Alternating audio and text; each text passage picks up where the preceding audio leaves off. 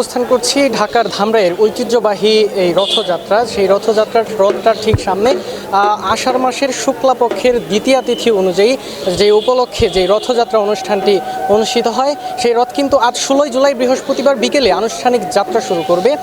তারই ধারাবাহিকতায় আমার ঠিক পেছনের দিকটাতে যেই রথটি দেখতে পাচ্ছেন, এই রথ কিন্তু আজ বিকেলেই আনুষ্ঠানিকভাবে যাত্রা শুরু করবে। রথের সার্বিক কার্যক্রম সম্পন্ন হয়েছে, বিভিন্ন ধরনের রং তুলি বা সংস্কার কাজ যা ছিল সবই কিন্তু সম্পন্ন হয়েছে।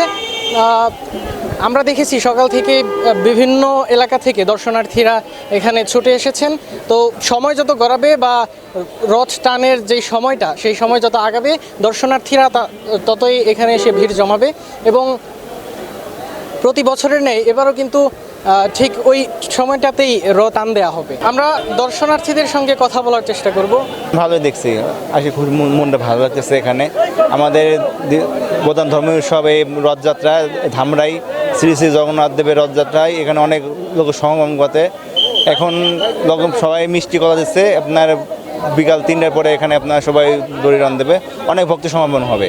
আপনি প্রতিবারই আসেন না? হ্যাঁ, প্রতিবারই আসি এখানে। প্রতিবাসী আমি আনন্দ। বিগত বছরগুলোতে আমরা দেখেছি যে আসলে অনেক ভক্ত সমর্থকের এখানে সমাগম ঘটে।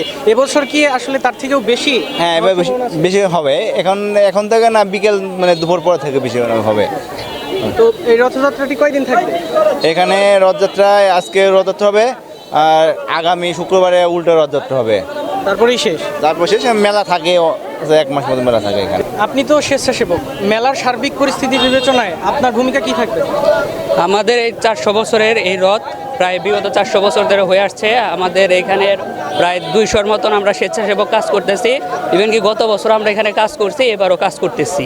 মানে সার্বিক দিক দিয়ে লোকজন যাতে কোনো হট্টগোল অথবা কোনো গ্যাদারিং করতে না পারে, সেজন্য আমাদের কমিটির থেকে, মন্দির কমিটি থেকে আমাদের এই স্বেচ্ছাসেবকের দায়িত্বটা আমাদের পালন করতে দিয়েছে।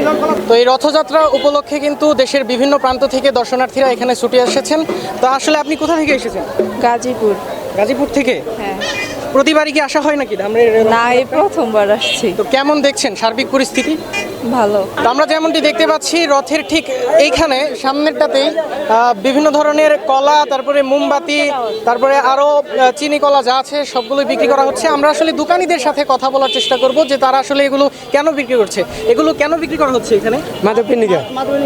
এগুলো কিনে কি করে আসলে এই কলা বা আপনার এই যে আগরবাতি মোমবাতি যে আছে, এগুলো দিয়ে আসলে কি করে? জ্বালিয়ে পূজা করে। হ্যাঁ। এর কি মানে আলাদা কোনো কাজ আছে কিনা? না না না, পূজা করে খালি।